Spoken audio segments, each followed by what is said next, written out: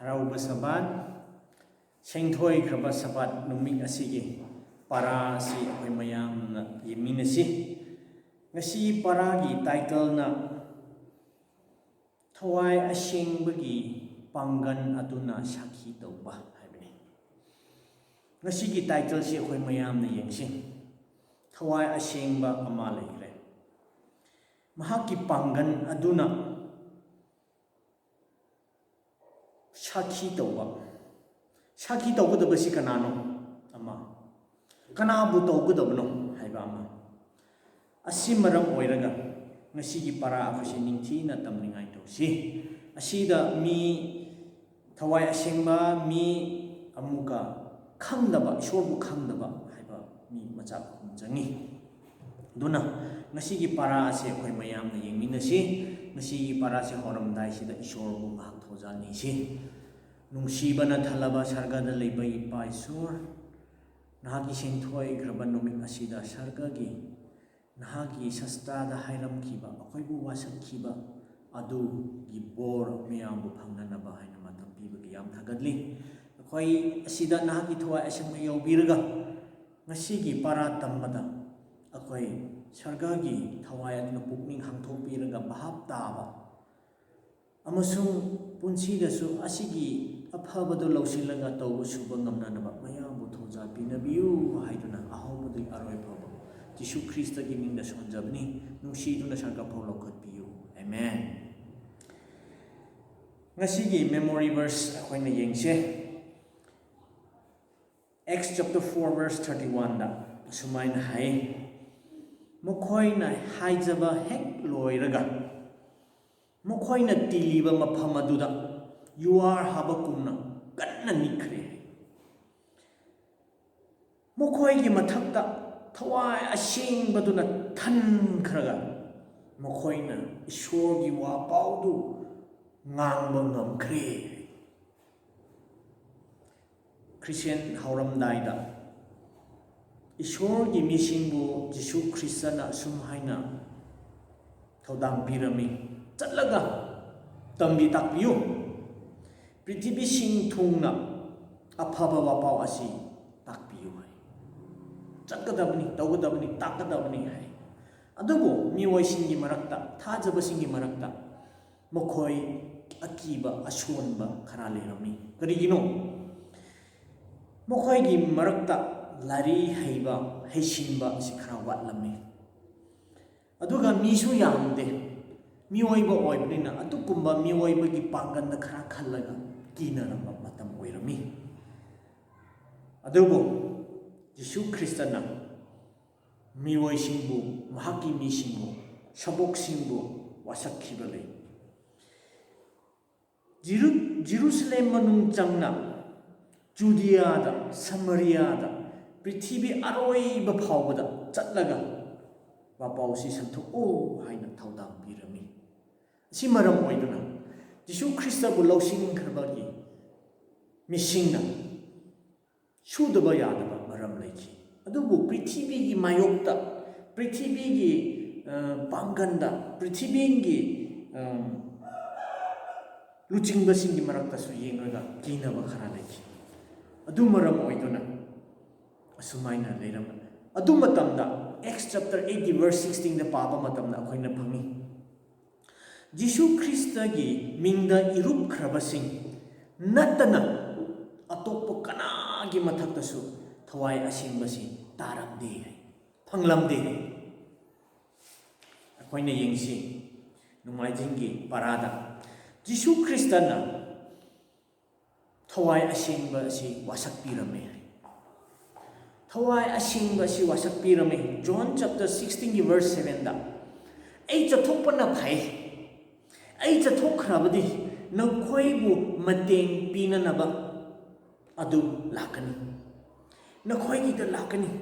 ai hakna tharakani hai adu oirabidi aina nakhoigi chathokpana phai chathokhraba kanda aina nakhoibu tharakadaba mateng piba aduna nakhoina leiba khudingda ai leiba yagani ngasi Manipur conference da church kya marum lei Jisu Kristna magi matamda laknabdi mafam amangta ma layudaba ngasidi worship tawba mafam khudingda Jerusalem da Judea da Samaria da hairase ngasigi akhoi church ta hairase Jisu Krista ga akhoi bu loiminaraga worship tawminaraga mahakki manakta akhoi worship tawbani haibise mahakki wasak adugi thawai asengba adugi pangan oiduna akhoi irakta Jisu Krista ga loinana akhoi worship tawbani asigi khudong jabadu akhoi bu bibi John 15 ge verse 26-27 da paba matamda thawai asengba asi ipadagi achumba thorakpa adu nakhoi da lakadabani hai mahakpu ai hakna tharakani hai ai hakna tharakani hai mahakka akhoi gi irakta changba matamda mahakna su akhoi na su mahakki bapau du tambigini hai ngangani hai prithvi gi hauram dai dagi aibu loina rakhraba nakhoi sing na su ngangani mahakki maram dai ngasi asida bapau asi ngasi gi para asi Christian singi Ishwar gi misingi marakta asi punna mana khangba kanda Christian amagi magun Christian amagi pangan asi kadai da lakno Christian ni karamaina hingraga karamaina chathagadabno haibasi mo phanabi Jisu Krista gi maramda nangna aina ngangba tambi takpiba khangdaba singbo takpiba kanda nangna takpiba tambiba kanda gyan taroidaba bhap taroidaba yawroidaba kyam rum lay ishorbu khurumba matamda haijaba matamda mahaki thawai asengdu akhoi thanhanba kanda nangna ngang thorokpagi ai hakna ngang thorokpagi ishorgi misingna ngang thorokpagi wahe lon aduda thawai asambagi pangan du changba kanda tabasina oh jumiko Ishor si suma aibu kan biba mapuda Jisu Krista wai ko haiba bhap taba ngasigi thodang asida nang number 1 ai number 1 chani kari maram na ngangkadaba nang bukan biba aibu kan biba Jisu Krista gi paudu mi bu tak biba number 2 number 3 da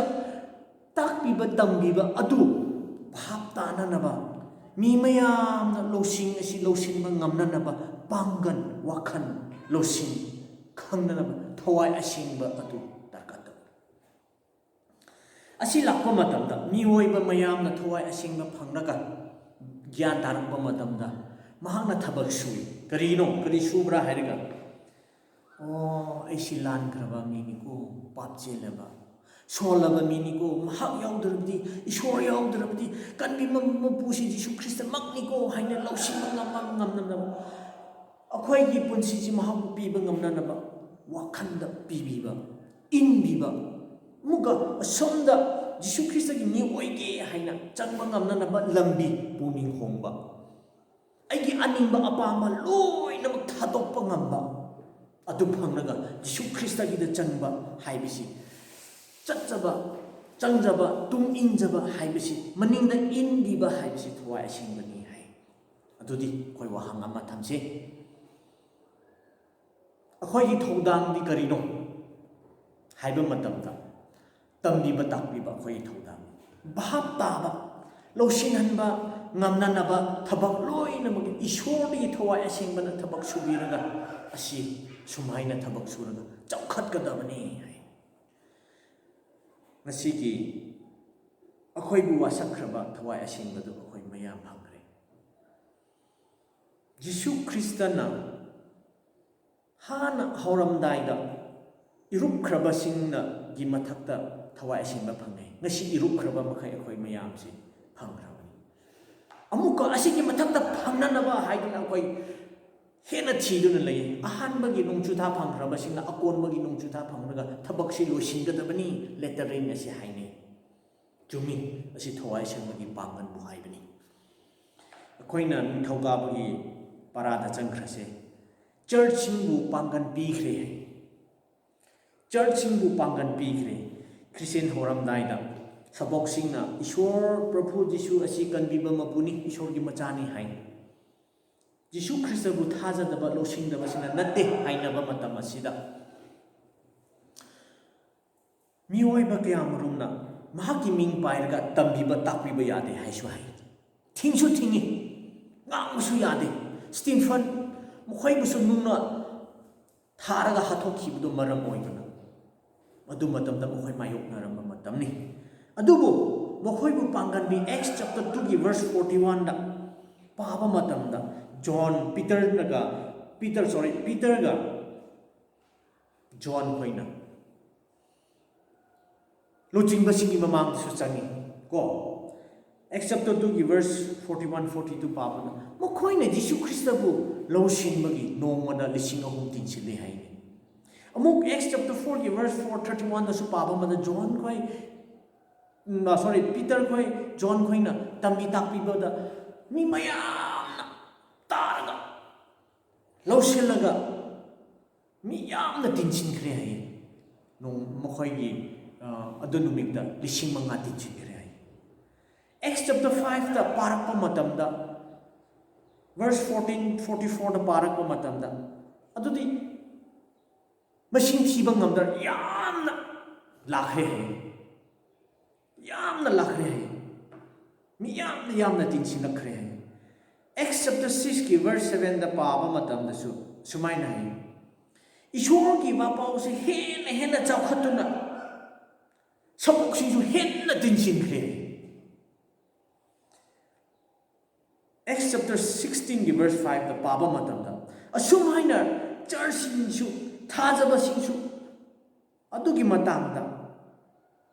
हेन चेत थनख्रे नोंमा मसिंग हेंगतख्रे थवाई असेंबगी पुन्ना यौबिरा थबक सुबा मतमदा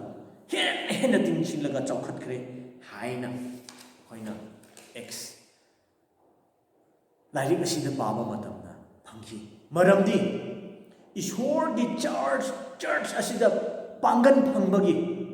थबक सुबा मतमदा थवाई असेंबने यावरकपा कांदा चटपा कांदा Pangan फंदुना church असु हेन चौखतख्रे अदुगी मथंग चौखतलगा ngasidi पृथ्वी सिंग थुंगना ईश्वरबु थाजबसिंग महागी साबात पालेन तौरगा महागी वापाव तंबिरा ngasi Manipur conference अखोइदसु फंगदुना अखोइ जीसु ख्रिस्टगी दमकता पाव तंबिरगा ताकपीरगा अखोइ ngasi साबात पालेन तौरगा लेइबसि अदुगी महै church ngasi अखोइ Pangan याम खरे असिदा वहां थमजसे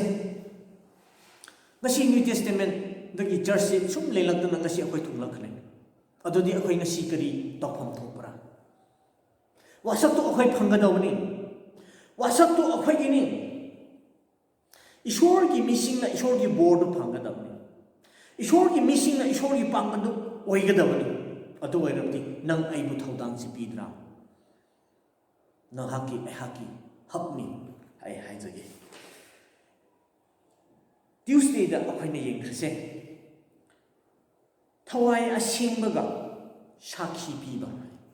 नंगना साखी पीबा मतमदा नंगना पाव तंबीबा हाइबा मतमदा मीबु ताकपीबा मतमदा थवाई असेंबगी पांगन यावदबनी स्टीफन जी जेरूसलेम की थोंगाना पाव तंबीबा मतमदा तंबीबा यादे ताकपीबा यादे हाइदुना वायेलमी Acts chapter 7 की verse 55 दा स्टीफन ने करमाइन थवाई सिमा फंगब्रा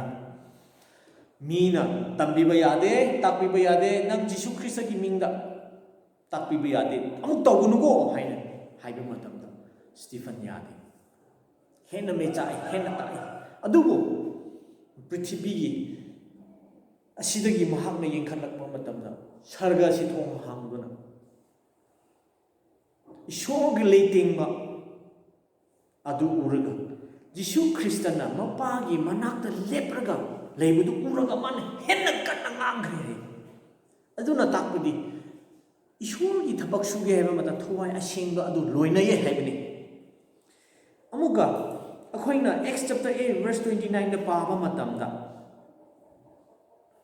ꯐꯤꯂꯤꯞꯅꯁꯨ ꯃꯥꯁꯤ ꯏꯊꯣꯄꯤꯌꯥꯒꯤ ꯇ꯭ꯔꯦꯖꯔ ꯍꯥꯏꯔꯁꯤꯅꯦ ꯖꯦꯔꯨꯁꯂꯦꯝꯗ ꯆꯠꯂꯒ ꯈꯨꯔꯨꯝꯒꯦ ꯍꯥꯏꯅ ꯆꯠꯄ ꯃꯇꯝꯗ ꯃꯥꯅ ꯑꯥꯏꯖꯥꯌꯥꯒꯤ ꯂꯥꯏꯔꯤꯛ ꯄꯥꯔꯒ ꯆꯠꯂꯝꯃꯤ ꯑꯗꯨꯕꯨ ꯊꯋꯥꯏ ꯑꯁꯦꯡꯕꯅ ꯍꯥꯏ ꯐꯤꯂꯤꯞ ꯆꯠꯂꯣ ꯑꯗꯨꯒꯤ ꯃꯍꯥꯛꯀꯤ ꯃꯅꯥꯛꯇ ꯆꯠꯂꯣ ꯍꯥꯏꯗꯨꯅ ꯇꯥꯎ ꯂꯩꯌꯨ ꯍꯥꯏꯅ ꯍꯥꯏ ꯑꯗꯨ ꯑꯣꯏꯔꯒ ꯐꯤꯂꯤꯞꯄꯨꯁꯨ ꯏꯟꯕꯤ ꯑꯃꯔꯣꯝꯗꯁꯨ ꯑꯃꯨꯛ ꯄꯤꯇꯔ ꯍꯣꯏ ꯄꯤꯇꯔ ꯑꯁꯤꯅ ꯃꯍꯥꯛꯀꯤ ꯃꯪꯁꯤ ꯎꯔꯒ ꯂꯩꯕ ꯃꯇꯝ ꯑꯁꯤꯗꯤ ꯀꯔꯤꯅꯣ ꯍꯥꯏꯅ ꯆꯃꯟꯅꯔꯒ ꯂꯩꯕ ꯃꯇꯝꯗ ꯊꯋꯥꯏ ꯑꯁꯦꯡꯕꯅ ꯍꯥꯏ ꯆꯠꯂꯣ ꯅꯪꯕꯨ ꯊꯣꯡꯒꯥꯟꯅꯅꯤꯡꯉꯥꯏ ꯆꯠꯂꯒ ꯇꯝꯕꯤ ꯀꯣꯔꯅꯤꯂꯁꯇ ꯆꯠꯂꯒ ꯀꯣꯔꯅꯤꯂꯁꯅ ꯃꯥꯒꯤ ꯖꯦꯟꯗꯥꯏꯜꯁꯤꯡ ꯏꯜꯂꯒ ꯂꯩꯕ ꯃꯇꯝ ꯑꯁꯤꯗ ꯃꯥꯅ ꯆꯠꯂꯒ ꯇꯝꯕꯤ ꯇꯥꯛꯄꯤꯔꯒ ꯃꯤ ꯃꯌꯥꯝ ꯏꯔꯨꯞꯈꯤꯕꯅꯤ ꯍꯥꯏꯕꯗꯤ ꯏꯁꯣꯔꯒꯤ ꯊꯕꯛ ꯁꯨꯒꯦ ꯍꯥꯏꯕ ꯃꯇꯝꯗ ꯊꯋꯥꯏ ꯑꯁꯦꯡꯕ ꯏꯁꯣꯔꯒꯤ ꯄꯥꯎꯁꯤ ꯇꯝꯕꯤꯕ ꯇꯥꯛꯄꯤꯕ ꯃꯇꯝꯗ ꯊꯋꯥꯏ ꯑꯁꯦꯡꯕꯒ ꯂꯣꯏꯅꯔꯒ ꯆꯠꯅꯩ ꯑꯩꯈꯣꯏꯅ ꯇꯧꯐꯝ ꯊꯣꯛꯄ ꯇꯧꯒꯗꯕꯅꯤ ꯍꯥꯏꯗꯨꯅ ꯆꯥꯎꯍꯟꯒꯗꯕꯅꯤ ꯍꯥꯏꯗꯨꯅ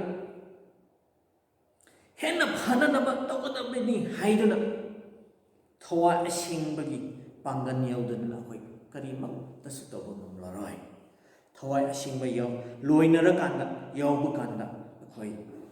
ꯄꯥꯡꯊꯣꯛꯄ ꯉꯥꯡꯊꯣꯛꯄ ꯁꯨꯊꯣꯛꯄ ꯉꯝꯂꯒ ꯃꯍꯩ ꯌꯥꯟꯒꯗꯕꯅꯤ ꯉꯁꯤ ꯐꯥꯎꯕꯗ ꯑꯦꯗꯚꯦꯟꯇꯤꯁꯁꯤꯡꯅ ꯅꯣꯡꯃ ꯅꯣꯡꯃꯗ ꯃꯤ ꯃꯁꯤꯡ ꯇꯤꯡꯁꯤꯟꯗꯨꯅ ꯂꯩ ꯑꯩꯒꯤ ꯄꯥꯡꯒꯜꯅ ꯁꯨꯔꯒ ꯇꯤꯡꯁꯤꯟꯕꯅꯤ ꯍꯥꯏꯍꯩꯗꯦ ꯍꯥꯏ ꯕꯥꯏꯕꯜꯅ ꯍꯥꯏ ꯁꯥꯁꯇ꯭ꯔꯥꯅ ꯍꯥꯏ ꯏꯁꯣꯔꯅ ꯑꯩꯕꯨ ꯄꯥꯡꯒꯜ ꯄꯤꯔꯒ ꯑꯩꯅ ꯇꯧꯔꯒ ꯏꯁꯣꯔꯒꯤ ꯋꯥꯍꯩ ꯉꯥꯡꯖꯔ ꯏꯁꯣꯔꯅ ꯅꯨꯡꯁꯤꯕꯤꯗꯨꯅ ꯃꯈꯣꯏ ꯃꯤꯁꯤꯡꯁꯤ ꯇꯤꯟꯁꯤꯟꯕꯅꯤ ꯏꯁꯣꯔꯒꯤꯅ ꯂꯥꯛꯍꯟꯕꯅꯤ ꯍꯥꯏꯕꯁꯤ ꯑꯩꯈꯣꯏꯒꯤ ꯋꯥꯈꯜꯗ ꯊꯝꯒꯗꯕꯅꯤ ꯃꯦꯁꯤꯗꯣꯅꯤꯌꯥꯗ ꯆꯠꯂꯒ ꯄꯣꯜꯅ ꯇꯝꯕꯤ ꯇꯥꯛꯄꯤꯕꯗ ꯃꯤ ꯃꯌꯥꯝꯅ ꯂꯥꯛꯂꯒ ꯇꯥꯔꯒ ꯃꯤ ꯏꯔꯨꯞꯈꯤꯕꯅꯤ ꯉꯁꯤꯒꯤ ꯄꯥꯔꯥꯅ ꯍꯥꯏꯕꯗꯤ ꯇꯝꯕꯤ ꯇꯥꯛꯄꯤꯕ ꯃꯇꯝꯗ ꯊꯋꯥꯏ ꯑꯁꯦꯡꯕꯅ ꯂꯣꯏꯅꯕ ꯃꯇꯝꯗ ꯃꯍꯩ ꯌꯥꯟꯕ ꯊꯋꯥꯏ ꯑꯁꯦꯡꯕꯅ ꯊꯕꯛ ꯁꯨꯕ ꯀꯥꯟꯗ ꯃꯤꯅ ꯚꯥꯞ ꯇꯥꯏ ꯏꯁꯣꯔꯁꯤ ꯑꯁꯤꯅꯤꯀꯣ ꯑꯩꯕꯨ ꯀꯟꯕꯤꯕ ꯃꯄꯨꯅꯤꯀꯣ ꯍꯥꯏꯅ ꯃꯤꯒꯤ ꯄꯨꯛꯅꯤꯡꯗ ꯏꯟꯕꯤꯔ ꯊꯕꯛ ꯁꯨꯔꯒ ꯏꯁꯣꯔꯗ ꯂꯥꯛꯄ ꯍꯥꯏꯕꯁꯤ ꯊꯋꯥꯏ ꯑꯁꯦꯡꯕꯒꯤ ꯊꯕꯛꯅꯤ ꯍꯥꯏꯕꯁꯤ ꯑꯩꯈꯣই ꯈꯛ ꯀꯥꯎꯔꯣꯏꯁꯦ ꯖꯦꯟꯇꯥꯏꯜꯁꯤꯡ ꯃꯌꯥꯝꯅ ꯈ꯭ꯔꯤꯁꯇꯤꯌꯟ ꯇꯧꯔꯛꯄ ꯍꯧꯖꯤꯛꯇꯤ ꯖꯦꯟꯇꯥꯏꯜꯁꯦ ꯍꯥꯏꯕ ꯃꯤꯑꯣꯏ ꯄ꯭ꯔꯤꯊꯤꯕꯤ ꯁꯤꯡꯊꯨꯡꯅ ꯂꯩꯔꯤꯕ ꯖꯥꯇꯤ ꯃꯈꯩ ꯑꯁꯤꯗ ꯏꯁꯣꯔꯒꯤ ꯃꯅꯥꯛꯇ ꯆꯪꯕ ꯉꯝꯕꯁꯤ ꯊꯋꯥꯏ ꯑꯁꯦꯡꯕꯒꯤ ꯋꯦꯐ ꯆꯠꯂꯒ ꯃꯊꯪ ꯃꯊꯪ ꯑꯁꯨꯝ ꯆꯠꯂꯒ ꯃꯌꯥꯝꯅ ꯌꯤꯁꯨ ꯈ꯭ꯔꯤꯁꯇꯒꯤ ꯃꯔꯝꯗ ꯂꯥꯛꯄ ꯉꯝꯕ ꯍꯜꯂꯛꯄ ꯉꯝꯕ ꯑꯆꯨꯝꯕꯗ ꯄꯨꯛꯅꯤꯡ ꯍꯣꯡꯂꯒ ꯆꯪꯂꯛꯄ ꯉꯝꯕ ꯑꯩꯁꯨ ꯀꯔꯤꯁꯨ ꯅꯠꯇꯦꯀꯣ ꯑꯩ ꯁꯣꯏꯕ ꯌꯥꯕ ꯄꯨꯝꯕ ꯌꯥꯕ ꯁꯤꯕ ꯌꯥꯕ ꯃꯥꯡꯕ ꯌꯥꯕ ꯑꯩꯒꯤ ꯍꯛꯆꯥꯡ ꯑꯁꯤ ꯂꯣꯡꯕ ꯅꯥꯏꯅꯕ ꯑꯍꯤꯡꯕ ꯐꯪꯅꯅꯕ ꯌꯤꯁꯨ ꯈ꯭ꯔꯤꯁꯇꯒꯤꯗ ꯂꯩ ꯍꯥꯏ ꯒ꯭ꯌꯥꯟ ꯄꯤꯕ ꯄꯥꯡꯒꯜ ꯂꯣꯏꯅꯃꯛ ꯊꯧꯖꯥꯜ ꯄꯤꯕꯤꯕ ꯌꯤꯁꯨ ꯈ꯭ꯔꯤꯁꯇꯒꯤ ꯃꯤꯡꯗ ꯊꯋꯥꯏ ꯑꯁꯦꯡꯕ ꯑꯁꯤꯅꯤ ꯑꯩꯈꯣꯏꯅ ꯁꯕꯣꯛꯁꯤꯡꯒꯤ ꯏꯁꯣꯔꯒꯤ ꯊꯕꯛ ꯁꯨꯕꯁꯤꯡꯒꯤ ꯃꯊꯛꯇ ꯄꯣꯜ ꯈꯣꯏ ꯕꯔꯅꯥꯕꯥꯁ ꯈꯣꯏ ꯑꯄꯣꯂꯣꯁ ꯈꯣꯏ ꯐꯤꯂꯤꯞ ꯈꯣꯏ ꯃꯈꯣꯏꯒꯤ ꯋꯥꯔꯤ ꯇꯥꯈ꯭ꯔꯦ ꯉꯁꯤꯁꯨ ꯑꯩꯈꯣꯏꯒꯤ ꯊꯥꯖꯕꯁꯤꯡꯒꯤ ꯃꯔꯛꯇ ꯇꯦꯁꯇꯤꯃꯣꯅꯤ ꯑꯩꯅ ꯊꯕꯛ ꯁꯨꯕ ꯊꯋꯥꯏ ꯑꯁꯦꯡꯕꯅ ꯂꯣꯏꯅꯕꯅ ꯄꯥꯡꯒꯜ ꯑꯁꯨꯝ ꯐꯪꯂ ꯑꯁꯨꯝ ꯃꯍꯩ ꯌꯥꯜꯂꯤ ꯑꯁꯤ ꯊꯕꯛ ꯁꯨꯕ ꯀꯥꯟꯗ ꯑꯁꯤ ꯇꯧꯕ ꯀꯥꯟꯗ ꯍꯥꯏꯗꯨꯅ ꯍꯥꯏꯗꯣꯛꯅꯤꯡꯕ ꯁꯥꯈꯤ ꯄꯤꯅꯤꯡꯕ ꯀꯌꯥꯃꯔꯨꯝꯁꯨ ꯂꯩꯔꯝꯒꯅꯤ ꯑꯗꯨꯕꯨ ꯉꯁꯤ ꯑꯩꯈꯣꯏꯒꯤ ꯏꯔꯛꯇ ꯑꯗꯨꯒꯨꯝꯕ ꯋꯥꯔꯤ ꯌꯥꯝ ꯂꯩꯕ ꯑꯁꯤ ꯅꯍꯥꯛꯀꯤ ꯅꯠꯇꯦ ꯏꯁꯣꯔꯅ ꯊꯋꯥꯏ ꯑꯁꯦꯡꯕꯒꯤ ꯄꯥꯡꯒꯜ ꯑꯗꯨ ꯅꯍꯥꯛꯀꯤ ꯃꯊꯛꯇ ꯄꯤꯔꯒ ꯁꯨꯔꯒ ꯃꯍꯩ ꯌꯥꯟꯈꯤꯕꯅꯤ ꯏꯁꯣꯔꯅ ꯍꯦꯟꯅ ꯕꯣꯔ ꯄꯤꯕ ꯑꯣꯏꯁꯅꯨ ꯋꯦꯠꯅꯦꯁꯗꯦꯗ ꯑꯩꯈꯣꯏ ꯆꯠꯈ꯭ꯔꯁꯦ the Holy Spirit, the words and witnessing. ꯊꯋꯥꯏ ꯑꯁꯦꯡꯕ ꯏꯁꯣꯔꯒꯤ ꯋꯥꯍꯩ ꯑꯃꯁꯨꯡ ꯁꯥꯈꯤ ꯄꯤꯕ ꯍꯥꯏꯕꯅꯤ ꯑꯁꯤ ꯌꯦꯡꯕ ꯃꯇꯝꯗ ꯄꯤꯇꯔ ꯈꯣꯏ ꯖꯣꯟ ꯈꯣꯏꯅ ꯃꯤ ꯃꯌꯥꯝꯒꯤ ꯃꯔꯛꯇ ꯆꯪꯂꯒ ꯇꯝꯕꯤ ꯇꯥꯛꯄꯤꯕ ꯃꯇꯝꯗ ꯊꯥꯖꯍꯜꯂꯒ ꯏꯔꯨꯞꯈ꯭ꯔꯕ ꯃꯤ 5,000 ꯃꯊꯪ ꯍꯥꯏꯅ ꯆꯥꯎꯈꯠꯈꯤꯕ ꯍꯥꯏꯕ ꯃꯇꯝꯗ ꯏꯁꯣꯔꯒꯤ ꯋꯥꯄꯥꯎ ꯑꯗꯨ ꯇꯥꯛꯄ ꯊꯋꯥꯏ ꯑꯁꯦꯡꯕꯅ ꯂꯣꯏꯅꯕ ꯃꯤꯑꯣꯏꯕ ꯍꯦꯟꯅ ꯊꯥꯖꯔꯒ ꯆꯪꯂꯛꯄ ꯍꯥꯏꯕꯒꯤ ꯊꯕꯛ ꯁꯨꯕ ꯑꯁꯤꯗꯅꯤ Acts chapter 8 verse 4 पाबा मतमदा मखोय जेरुसलेमदगी कायख्रे तोंगान जे खायरगा चेनख्रे कीनदुन तोंगान चख्रे अदु ओइरबसु चलिबा चेनख्रबा तोंगान चख्रबा मखैना स मखोय चटपा मफमदा ईश्वरगी वापाव तंबी ताकपीरगा हेन मांगचाउना चखी मिओइबगी पुंसीदा अखोयगी सिंगलुप असिदा कायख्रे हैना कीरंबा याय ईश्वरगी प्लान ओइरमे मखोयना सुम तिलगा पुलगा मयाम नुंगाय हराउना लेगनी हैना खलमे दुबु ईश्वरगी प्लान ओइ जे खाइबा मतमदा चटपा खुदिंगदा मीमा मेंबर अमममदुना पाउ तंबी ताकपीबा मतमदा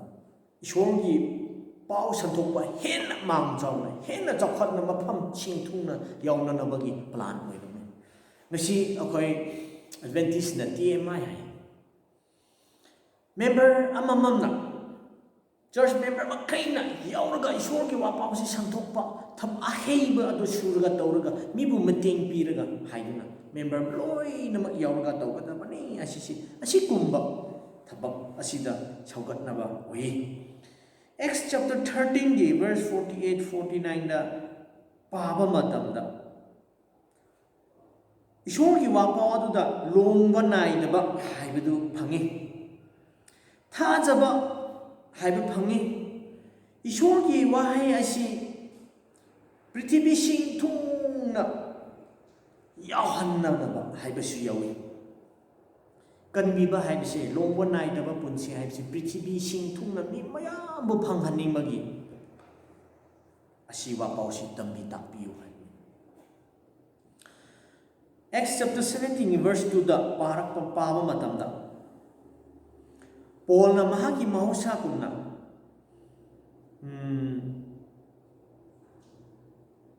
hapta ahum asi mahakna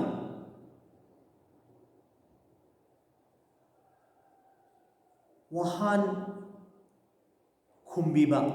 wayetpa haiduna taunaraga mahakna lengki hai अखोई इरक्ता अखोई डिस्कशन तब है अमागा हाइदोक हाइजिंग तब असीना चुमेदा असीदा सिम हाइदा बाइबल शास्त्र असीदा सी इरमेको असीदा असी हाइरमेको अदुदि असुमाइन ओइब्रा असीदि असी असुमाइन तबनी हैसिंग बसिना थवाई असिंग बदुना अखोइबु चंगबिरगा बहाब ताहनबा थीरगा फंगहनबा हाइबदु अदुकुमना महाकी थाजमिनबा सिंगबु महाकना असुमाइना थौगतलगा तौरमी है अपोलो से महाक्सी जोन की सबक ओइरगा यामना हैसिंबा ओइ वायेनबदा यामना हैबा Meena ngamdaba Meena हैदबा खांगदबा मखैदसु चुमथोकपिबा ngamba chap chana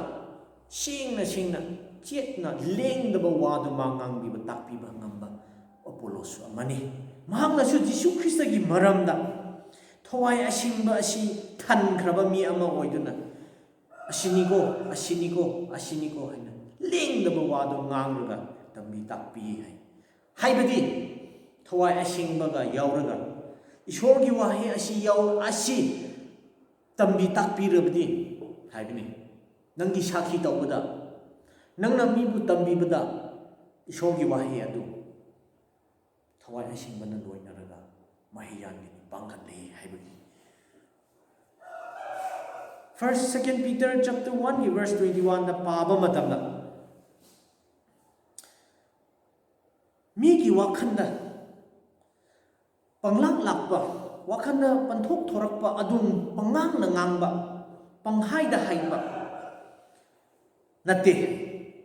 thawai asingba aduna ꯌꯧꯕꯤꯔꯒ ꯏꯟꯕꯤꯔꯒ ꯉꯥꯡꯍꯟꯕꯅꯤ ꯑꯆꯨꯝꯕ ꯏꯁꯣꯔꯒꯤ ꯋꯥꯍꯩꯅꯤ ꯍꯥꯏ ꯑꯁꯤ ꯄꯉꯥꯡ ꯉꯥꯡꯕ ꯄꯟꯇꯧ ꯇꯧꯕ ꯄꯪꯁꯨ ꯁꯨꯕ ꯍꯥꯏꯕꯗꯨ ꯅꯠꯇꯦ ꯇꯁꯦꯡꯅ ꯏꯁꯣꯔꯗꯒꯤ ꯊꯋꯥꯏ ꯑꯁꯦꯡꯕꯗꯨꯅ ꯏꯟꯕꯤꯔꯒ ꯉꯥꯡꯊꯣꯔꯛꯄ ꯄꯥꯡꯒꯜ ꯂꯩꯕ ꯑꯍꯤꯡꯕꯒꯤ ꯋꯥꯍꯩꯗු ꯑꯗꯨꯅꯤ ꯑꯆꯨꯝꯕꯅꯤ ꯍꯥꯏꯕꯅꯤ Hebrew chapter 4 verse 12 dashu Ishorgi wahai asi ahingbani asi atanbagi nate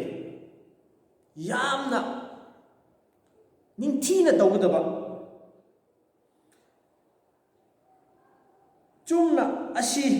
makni haiba asi sudaba yade haiba thamthokpa yadaba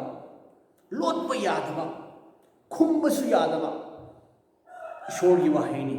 mayambu khanghangadaba lotpa yadaba wahayni asi thangshang animakki athaubu henna thauba mana yaudaba mapham leite hedi sarugi manungdasu matonggi manungdasu mana yaudaba leite hai prithvi sing thungna achumba asi yahangadabani hai ishorgi wahay asidi lotpa yade ishorgi wahay asi ngang thorakpa matamda thangsangi athauba anibudi mana henna thawe hai karamaina thauba haina sa okoi khanba yai ai huran lamni ko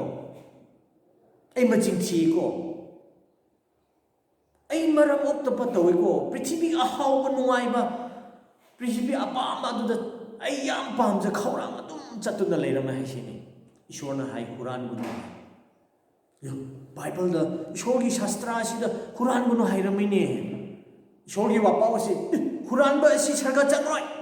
quran ba asi papni pap ki mahi di asibani haina hairakpa matam ishorgi wahaisida asidi pap quran ba asidi papni ne adu signi ne hairam adu signi ne hining ne hairana ishorgi wapau asina aigi quran ba du kat thakre ne ai quran mare ishorgi longwanai da badu phangninge haidon ai puni hongthonga chang ishorgi wapau si thangbo hena thawe hai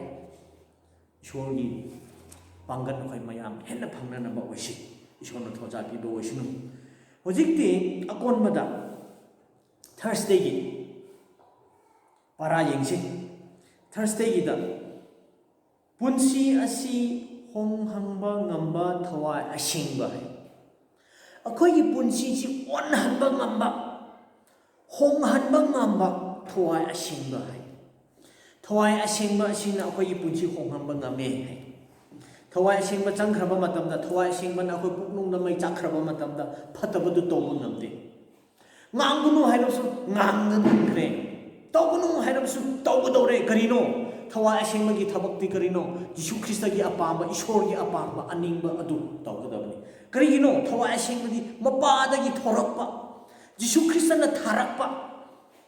oibanina ishor gi aningba apamba du sugadabani tawgadabani aduna asi paba matamda hanna gi bible gi paba man nupi singi masingdi kyam count tawde new testament gi leidia hoisu thaidia gi lakpa business tawba yamna laloniti tawba heba yam heba leidia oirame mahak pusu masu Paul gi wapau adu Paul na takhiba wapau jisu Kristo gi maramdo taraga masu bhab taduna mahaksu aisu oirage haiduna jisu Kristo da changjaraga mahaki punsi si honge Dion nisiska damrisu ko mukhoisu dum haina kripas magi imung amasu Corinthian da leiriba misingso hai mukhoisingso ishor gi wapa adu taraga has asidi akhoi singriba chaliba si lan griko adudi akhoi imung asisu mayam jisu Krista da changjaraga jisu Krista da changjaraga mahaki aning ba pa amadu tawraga surga tawraga sargada longba naidabadu phange haidun puning hongdana irupraga mi mayam irupraga sumaina puning hongi masigi parasi yam bhaiko Christian gi punsida thawai asingba asi yaudalabde Christian tawbagi mahau khanglaroi kanabusu phangroi athoibusu oiroi aduna ngasigi para asida akhoi mayamna tamba asi karino hairaga mapa ishor gi apamba Lydia khoi si mapa ishorna pukning hangthokpibag matamda thawai asingmana changbiraga Jisu Krista wapau tambiba matamda mokhoi